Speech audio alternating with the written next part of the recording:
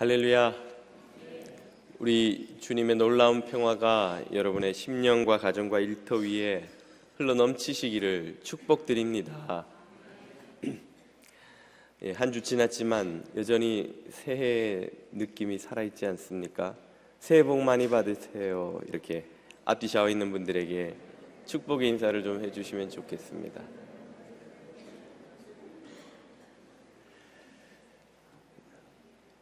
주님의 위로와 평강이 넘치는 2017년이 여러분 모두에게 되시기를 축복드립니다.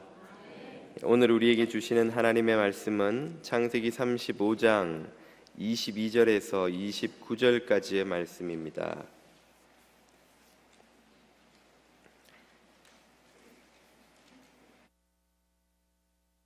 이 35장 22절에서 29절까지의 말씀입니다.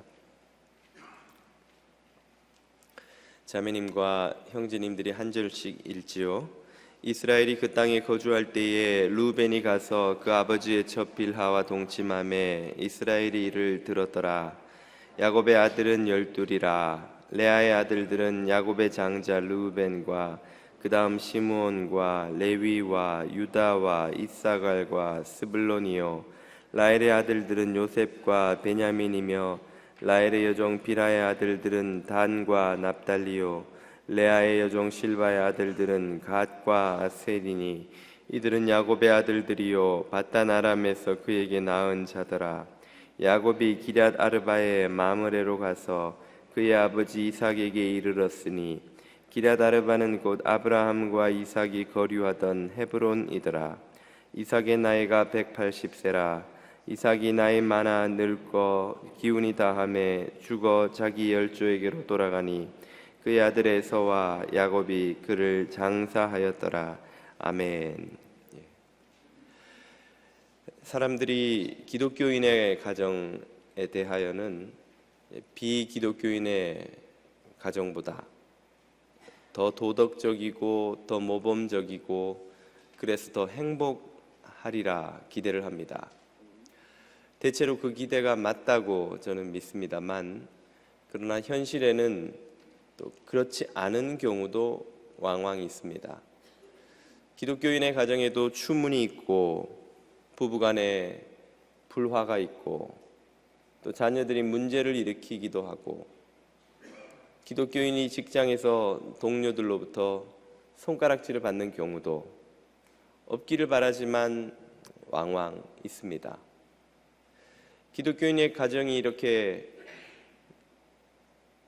여러 가지 문제로 얽혀 있을 때에 과연 그 가정이 하나님과 동행한다고 말할 수 있을 것인가? 과연 하나님의 은혜가 여전히 그 가정에 머물고 있다고 말할 수 있을 것인가? 의문이 듭니다. 여러분의 생각은 어떻습니까? 여러 가지 문제를 안고 있는 가정에도 하나님의 돌보심과 은혜와 인도하심이 여전히 함께 한다고 우리는 자신 있게 말할 수 있을지요? 우리는 다시 창세기로 돌아왔습니다. 아니, 로마서로 돌아온 것이 아니고요. 잊어버리셨을지 모르겠으나 2015년 8월까지 우리는 창세기의 족장들의 삶을 34주 정도 기간 동안 계속 살펴봐 왔었습니다. 아브라함, 이삭, 야곱까지를 살펴보았는데요. 오늘 본문은 그 야곱의 생애의 마지막 주요 에피소드를 다루고 있다고 할 수 있습니다. 물론 이 후에도 야곱이 몇 차례 등장합니다만 그것은 요셉을 주연으로 한 요셉 이야기에 이제 나오는 조연으로서의 야곱이고요. 주연으로서 야곱은 오늘 이 단락이 마지막 등장하는 장면이라고 할 수 있지요. 이 야곱의 에피소드의 마지막은 그의 가정에 드리운 어두운 먹구름에 대한 묘사로 시작됩니다. 오늘 본문 22절을 한번 보십시오. 이스라엘이 그 땅에 거주할 때에 야곱이죠. 야곱이 그 땅에 거주할 때에 루벤이 가서 그 아버지의 첩 빌하와 동침함에 이스라엘이 이를 들었더라. 야곱의 장남 루벤이 비록 아버지의 후실이기는 하나 족보상으로는 어머니인 여자 빌하와 부끄러운 짓을 합니다. 근친 상간이지요. 이 사건은 야곱의 아들들이 보여주는 이 타락의 한 예에 불과합니다. 루벤뿐 아니라 야곱의 아들들은 여러 가지 문제를 가지고 있었죠.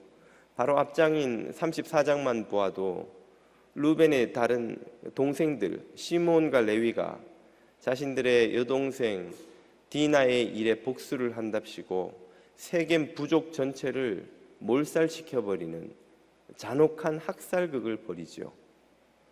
37장으로 좀 더 넘어가 보면 마음에 들지 않는 동생 요셉이 미운 나머지 그 형들이 동생을 죽이려고 시도합니다.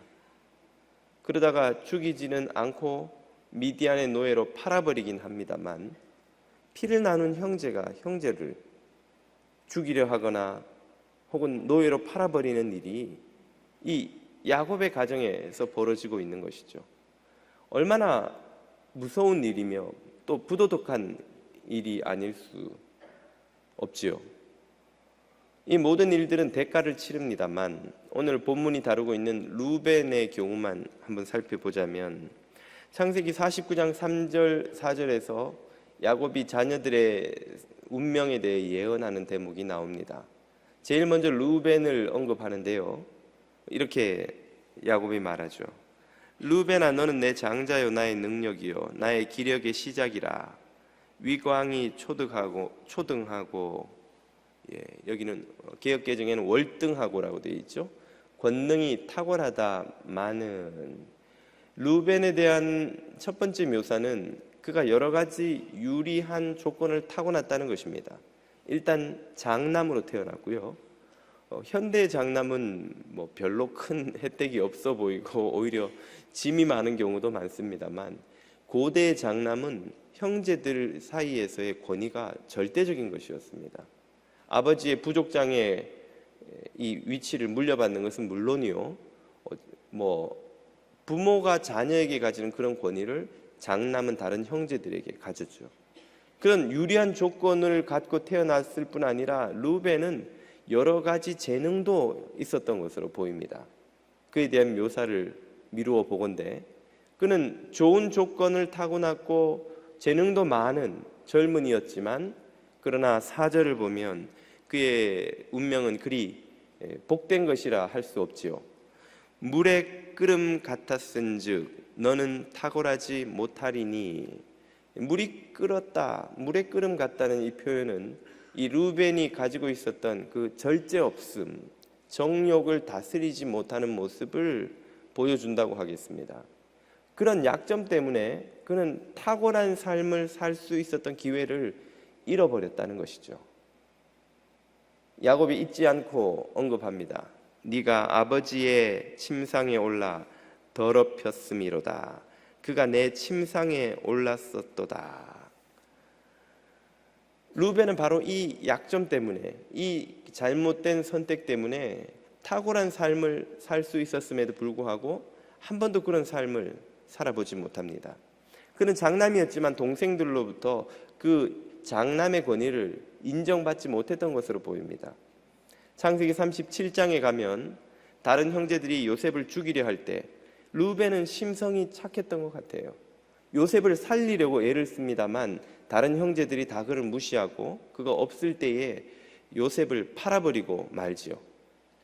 실제로 루벤의 후손들인 루벤 지파도 장남 지파로서의 리더십을 한 번도 발휘하지 못하고 비교적 이스라엘 역사에서 일찍 소멸된 것으로 학자들은 보고 있습니다. 루벤은 잘못된 선택에 대한 대가를 치르고 있는 것이죠. 또 후손들까지 그것을 치러야 했습니다. 루벤의 이 사건은 야곱 가정이 겪고 있던 그 갈등과 분열상도 잘 보여준다고 하겠습니다. 루벤의 이 부정의 상대가 누구입니까? 빌하, 빌하는 루벤의 어머니 레아와 평생의 경쟁 관계에 있던 라헬이 언니로부터 남편의 사랑을 뺏어오기 위하여 강제로 억지로 남편에게 후실로 준 그 라헬의 몸종이 바로 빌하입니다. 그러면 이 레아와 그 몸종인 실바, 야곱의 또 다른 후실이죠. 실바의 아들들과 라헬과 그 몸종인 빌하의 아들들 사이에 관계가 어떠했겠습니까? 엄마들끼리는 평생의 원수인데 그 아들들은 아주 화목하게 잘 지냈으리라고 짐작해 볼 수 있겠습니까? 아무 일 없다 해도 꼴도 보기 싫은 형제들인데 그 루벤이 자기 어머니와 정을 통했다니 그 아들들, 이 빌하의 아들인 단과 납달리가 루벤을 볼 때마다 어떤 심정이 들었겠어요? 아마 좀 속된 말로 죽여버리고 싶지 않았겠습니까? 그냥도 미워 죽겠는데 감히 저놈이 말이지, 형이라고 인정하고 싶지도 않은 저 인간이 말이지. 야곱의 가정이 아마 모르긴 해도 이 성경에 기록되지 않은 많은 형제 간의 갈등을 겪었으리라는 것이 불보듯 뻔합니다. 그러니 형제들 사이에 밉보인 놈이 하나 생기면 죽이거나 팔아버리는 일도 가능한 것이죠. 이 사건은 야곱의 아버지로서의 권위가 얼마나 추락해 있었는가도 잘 보여줍니다. 루벤이 저지른 이 짓을 야곱이 들었다 하였습니다. 루벤이 충동적으로 그런 짓을 했든 혹은 의도적으로 아버지에게 반항하고 아버지에게 상처를 주기 위해 그런 짓을 했든 아마 결과는 별로 다르지 않으리라 생각합니다. 이것은 야곱에게 있어 말할 수 없는 수치요 모욕이죠.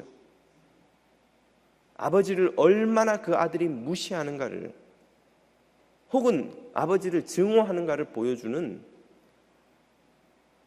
사건이라고 할 수 있습니다. 이 야곱이 얼마나 자녀들에게 인정받지 못하는 아버지였는지 34장으로 돌아가 보면 시몬과 레위가 학살극을 벌였을 때 야곱이 그들을 나무랩니다. 그 나무래는 아버지에게 시몬과 레위가 어떻게 반응합니까? 침묵하거나 혹은 아버지에게 잘못을 인정하거나 하기보다 오히려 아버지에게 대들지요.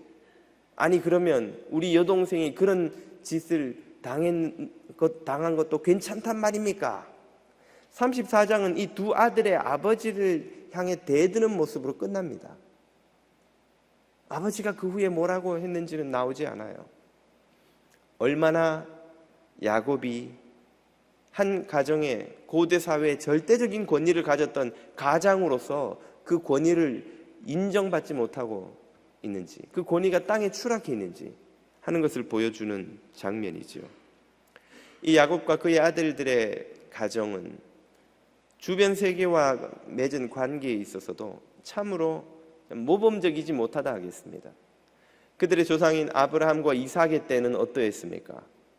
아브라함과 이삭 모두 블레셋의 왕인 엘리멜렉과 갈등을 겪었습니다. 나그네로 들어온 이들이 점점 부유해지는 것을 보면서 블레셋 사람들이 그를 시기하죠. 아브라함을 시기하고 또 그 아들 이삭의 때에 이삭도 시기합니다. 괴롭히다가 결국은 그들이 먼저 찾아와서 하나님이 함께 하시는 이들이라는 것을 인정하고 평화제약을 맺자고 제안하여 조약을 맺습니다. 그것은 아브라함과 이삭이 그 주변 민족들로부터 존경받았다는 사실을 보여주는 한 예지요. 그에 비해서 이 야곱과 그 아들은 아브라함과 이삭과는 한참 거리가 먼, 세상으로부터 존경받기는커녕 오히려 세상에 긍정적인 영향을 끼치기보다 세상에 부정적인 영향을 받는 그런 모습을 보여줍니다. 이미 시므온과 레위는 복수를 한답시고 학살극을 벌이는 이 폭력적인 모습을 보여주었지요.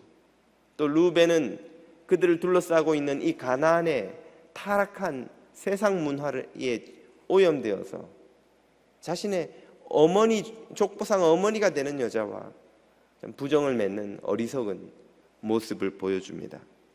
한마디로 야곱과 그 자녀들의 가정은 막장 드라마의 주연급이 될 만한, 우리가 아침 한국의 막장 드라마 어디서나 볼 법한 모습을 우리에게 보여주고 있다고 하겠습니다. 과연 이렇게 사는 하나님의 백성들에게 하나님의 은총이 여전히 함께하고 있는가? 하나님의 돌보심과 하나님의 동행하심이 여전히 함께하고 있는가? 질문이 생기지 않을 수 없습니다. 과연 우리는 뭐라고 답할 수 있을까요? 계속되는 본문은 우리에게 그 의문에 대한 답을 이렇게 풀어줍니다. 22절 후반부 이하를 보십시오. 야곱의 아들은 12이라. 그리고는 이 12를 소개하지요. 레아의 아들들은 야곱의 장자 루벤과 그 다음 시므온과 레위와 유다와 이사갈과 스불론이요 6명입니다. 라헬의 아들들은 요셉과 베냐민이며 둘이지요. 라헬의 여종 빌하의 아들들은 단과 납달리요. 레아의 여종 실바의 아들들은 갓과 아셀이니 역시 둘씩, 그래서 모두 12이 됩니다. 이들은 야곱의 아들들이요 밧단 아람에서 그에게 낳은 자더라. 정확히 말하면 베냐민은 밧단 아람에서 나지는 않았고 가나안에 들어와 라헬이 베델에서 낳고 이제 출산하다가 그만 라헬이 목숨을 잃고 마는, 고대에는 그런 일들이 어렵지 않게 흔쾌히 일어났으니까요. 그러므로 베델에서 태어났지만 나머지 11아들이 모두 밧단 아람에서 태어났기 때문에 12를 묶어서 그렇게 묘사한 것으로 보입니다. 지금 야곱의 12아들을 설명하는 이유가 무엇일까요? 우리가 잘 알다시피 그 12아들은 이스라엘 민족을 이루는 12지파의 조상이 됩니다. 하나님께서 이 막장 드라마의 주인공 같은 아들들을 통해서 12지파를 만들어내신다는 거예요. 하나님께서 지금 무엇을 하고 있다는 것을 우리에게 보여주십니까? 같은 장 우리가 읽진 않았으나 1년 반 전에 여러분 보셔서 기억이 안 나시겠습니다만 11절로 돌아가면 하나님이 야곱에게 이런 약속을 주셨죠. 하나님이 그에게 이르시되 나는 전능한 하나님이라. 생육하고 번성하라. 한 백성과 백성들의 총회가 내게서 나오고 왕들이 내 허리에서 나오리라. 지금 하나님께서 야곱에게 그 조상 아브라함, 이삭에게 주셨던 자손의 약속을 야곱에게도 주고 계시는 장면이지요. 그리고 거기에는 태초의 인류에게 아담과 하와에게 주셨던 생육하고 번성하라는 이 약속까지를 하나님은 주고 계십니다. 이 생육하고 번성하고 자손을 바다의 모래처럼 하늘의 별처럼 넘치는 많은 자손을 너에게 주리라 하는 이 약속을 하나님이 야곱에게 지금 이루어가고 계신다는 사실을 이 12아들의 이 명단을 통해서 하나님이 보여주고 계신 거예요.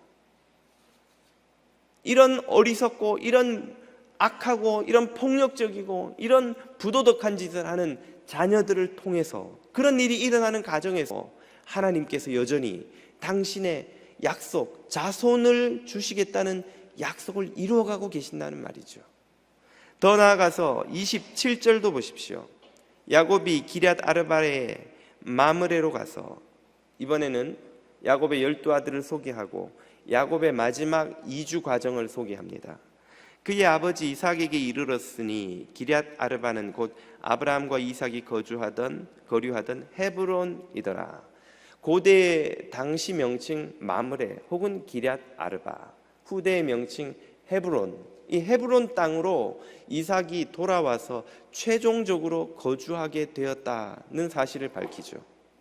이 헤브론이 어떤 땅입니까? 아브라함이 갈대아 우르를 떠나 이 가나안에 들어와 최종적으로 정착한 곳이 바로 이 헤브론입니다. 이삭이 나고 이삭이 자라나서 몇 곳을 돌다가 다시 돌아와 결국 마지막에 거주하게 된 곳이 이 헤브론입니다. 야곱이 고향을 떠나서 바단 아람으로 가 그 참 고생을 하고 죽을 고비를 몇 번이나 넘기고 돌아와서 마침내 아버지에게 돌아와 최종적으로 정착하게 되는 땅이 이 헤브론입니다. 그리고 이 헤브론에는 아브라함이 아내 사라의 이 장례를 위해 원주민들에게 돈 주고 그가 직접 소유하게 된 마므레 막벨라 굴이라고 하는 아브라함의 소유 땅이 거기에 있습니다. 이 가문의 땅이 거기 있는 거예요. 이 땅은 어떤 땅입니까? 이 가나안 땅 전체가 그들의 땅이 되리라는 하나님의 약속에 대한 일종의 담보물 같은, 보증금 같은 존재가 바로 이 땅인 것이죠. 내가 이 가나안을 너와 네 후손에게 주리라. 그러나 아브라함은 죽을 때까지 자기 소유의 땅이라고는 바로 이 헤브론의 막벨라 굴, 이 땅 하나밖에 갖지를 못했습니다. 그 외에는 아직도 다 가나안 민족들이 차지하고 사는 가나안족들의 땅인 거예요. 그런 상황에서 아브라함이 하나님이 이 땅 전체를 내 후손에게 주시리라는 약속을 믿고 의지할 수 있었던 근거가 있다면 무엇인가? 바로 이 헤브론을 소유하게 된 것이죠. 이 땅은 우리의 고향 같은 땅인 것이죠. 여러분, 아무리 이 허름해도 제일 마음이 편한 곳이 어디입니까? 바로 내 집이지요. 아무리 궁궐처럼 번쩍거리고 커도 남의 집에 있으면 허름한 내 집만큼 마음이 편치 않은 거예요. 내 소유의 내 집이 있을 때 우리가 누리는 그 안식하는 마음, 그것을 지금 이삭은 돌아와서 이 헤브론에서 마침내 거주하면서 누리게 된 것입니다. 내 고향으로 돌아온 거예요. 우리 아버지의 땅, 우리 할아버지가 돈 주고 산 땅, 그리고 마침내는 이 가나안 전체가 우리의 자손들의 땅이 될 거라는 것을 우리에게 상기시켜주는 바로 그 땅으로 돌아왔다는 것이죠. 이것 역시 하나님이 무엇을 이루어가고 계신다는 것을 보여줍니까? 35장 역시 같은 장 12절을 보십시오. 내가 아브라함과 이삭에게 준 땅을 너에게 주고 내가 네 후손에게도 그 땅을 주리라 하시고, 하나님께서 자손의 약속뿐 아니라 이 땅의 약속도 이루어가고 계신다는 사실을 이 야곱의 이주 과정을 통해서 보여주시는 것입니다. 하나님은 여전히 이 야곱의 가정에서 일하고 계신 거예요. 그리고 거기에서 더 나아가 놀라운 소망도 더해 주십니다. 오늘 본문의 마지막 부분이죠. 28절과 9절을 보십시오. 이삭의 나이가 180세라. 이삭이 나이가 많고 늙어 기운이 다하매 죽어 자기 열조에게로 돌아가니 그의 아들 에서와 야곱이 그를 장사하였더라. 자, 이삭이 이제 세상을 떠나는 장면입니다. 이 장면에서 그 장례를 누가 치르는가가 중요합니다. 바로 그 두 아들 에서와 야곱이 함께 장례를 치르죠. 이것은 이 두 아들이 했던 화해가 진실한 진짜 화해라는 걸 보여주는 것입니다. 이 둘은 언제 화해했나요? 야곱이 바단 아람에서 돌아올 때에 에서가 그를 맞아와서 만나서 화해하였죠. 그러나 그 화해가 진짜 진실한 진정한 것이었는지는 야곱도 확신하지 못했고, 보고 있는 그 광경을 보고 있는 우리들도 확신하지 못하지 않았을까 생각을 합니다. 야곱이 그 사실을 확신하지 못했기 때문에 어떻게 행동합니까? 둘이서 얼싸안고 눈물을 흘리며 화해의 감격적인 해우를 하고는 에서가 야곱에게 내가 너와 동행하겠다고 하지만 야곱은 극구 만류하여 형 에서를 먼저 보내지요. 아이고 형님, 저는 아직도 유목을 해서 이 양떼를 끌고 가야 되는데 형님은 말을 타고 다니는 사냥꾼이 아닙니까? 형님 속도를 쫓아가다가는 이 양떼가 다 죽을 테니 먼저 가십시오. 뒤따라 가겠습니다. 먼저 가세요. 제가 꼭 뒤따라 가겠습니다. 라고 해서 에서를 보내놓고 뒤따라 갔습니까? 안 갔습니까? 뒤따라 가지 않았어요. 야곱은 세겜으로 터내서 거기 그냥 자리를 머무르고 살려고 했었었죠. 왜 극구 만류하여 형을 먼저 보내고 또 형을 따라가지 않습니까? 마음에 두려움이 아직 남아있는 거예요. 형이 칼 차고 400명을 데리고 왔는데, 아니 지금이야 오랜만에 몇십 년 만에 만났으니 반가운 마음에 얼싸안고 눈물을 흘리고 이럴지 모르겠지만, 밤에 한숨 자고 나서 아침에 생각해 보니까 아이고, 내가 저놈 죽여버리려고 했던 그 원한을 내가 눈물 한번 흘렸다고 내가 풀 수 있으리야 생각하고 보니까 괘씸한 거예요. 자다가 보니까 옛날에 괘씸한 생각이 또 나는 거예요. 생각이 바뀌었다. 언제 칼을 빼들지 모르는 거예요. 그랬다가는 야곱은 죽은 목숨이죠. 야곱도 두려웠던 것입니다. 그 화해가 진짜인지 확신할 수 없었던 거예요. 그런데 오늘 이 장면은 무엇을 보여줍니까? 에서가 야곱을, 아마도 야곱으로부터 이 아버지 이삭의 죽음에 대한 이 소식을 들었겠죠. 그리고는 달려와서 함께 장례를 치르고, 바로 다음 장을 보면 에서는 야곱과 평안히 이별하고 세일산으로 가 머무릅니다. 그리고 그곳에서 에서의 후손이 얼마나 번창했는지를 36장 전체를 할애해서 설명하고 있죠. 야곱이 처음 팥죽을 가지고 팥죽 한 그릇으로 형 에서의 장자권을 빼앗았을 때 에서가 뭐라고 말했습니까? 아버지를 장례 치를 때가 머지않았으니 아버지 장례만 치르면 저놈을 내가 죽여버리리라. 그걸 기다리고 있었던 거예요, 에서는. 그런데 이 장례가 끝났음에도 불구하고 야곱과 에서가 평안히 이별했다는 것은 무엇을 보여줍니까? 야곱과 에서의 화해가 진짜였다는 걸 보여주는 거예요. 이 형제 간에 진정한 화해가 이루어졌다는 걸 보여주는 것이죠. 이것은 두 사람 사이의 화해일 뿐 아니라 무엇에 대한 예고편이기도 합니까? 이제 서로 죽일 듯이 미워하는 야곱의 12 아들들의 극적인 화해를 예고하는 예고편이기도 한 것이죠. 야곱의 아들들이 얼마나 서로 간에 불편한 관계요, 참 미워하는 관계인지는 이미 설명을 드렸습니다만, 그 모든 것 중에서도 가장 형제들을 미워할 수밖에 없는 사건이 바로 이어 37장에 등장하죠. 그것은 바로 형들이 모두 동생 야곱을 시기해서 그를 이집트의 노예로, 미디안의 노예로 팔아버린 것입니다. 그 형들 때문에 요셉은 이집트에 가서 인생의 황금기인 청춘의 15년을 노예와 죄수로 삶을 다 보내버리게 됩니다. 여러분 형제 때문에 한 달만 어디 감옥에 들어갔다 나왔다 한번 생각을 해보십시오. 그 형제랑 얼굴 보고 사시겠습니까? 그 형제를 형제로 인정하고 그 형제와 화해하고 잘 사실 수 있겠습니까? 나를 15년 동안 감옥의 죄수로 이집트의 이 비참한 노예의 삶으로 내몬 형들을 요셉이 어떻게 용서할 수 있었겠냐는 것이죠. 그러나 우리는 창세기 후반부에서 그 화해할 수 없는 관계가 화해되고 용서할 수 없는 관계의 용서가 이루어지는 사건을 보게 되죠. 그것을 예고하는, 그 은혜가 그 관계를 치유하는 기적을 미리 예고하는 것이 바로 이 에서와 야곱의 화해의 모습인 것이죠. 그리고 이것은 더 나아가서 도저히 용서받을 수 없는, 도저히 화해할 수 없는, 하나님과 영원히 원수된 멸망받을 죄인들이 예수 그리스도라는 화목제물을 통해 화해케 되는 그런 구원 역사를 미리 예고하는 것이기도 합니다. 하나님께서 이 야곱에게 주신 약속을 성취시켜 가실 뿐 아니라 이 야곱의 가정을 통해서 구원 역사를 여전히 이루어가고 계신다는 것을 보여주는 것이죠.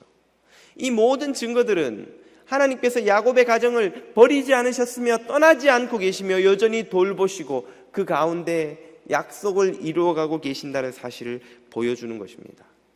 오늘 우리들의 먹구름으로 뒤덮여 있는 가정을 우리 하나님께서 결코 버리거나 외면하거나 잊지 않으셨음을 여러분 믿으실 수 있기를 축복드립니다. 하나님은 신실하게 우리 가정을 붙드시고 계시고 지키시고 계시고 당신의 일을 행하고 계십니다. 단지 그것이 먹구름으로 뒤덮여 있기 때문에 보이지 않을 뿐인 거예요. 우리들의 어리석은 죄와 미련과 악과 우리들의 고집으로 하나님의 구원 역사를 가리고 있기 때문에 그것이 보이지 않을 뿐 그 역사가 일어나지 않고 있는 것은 아니라는 것입니다.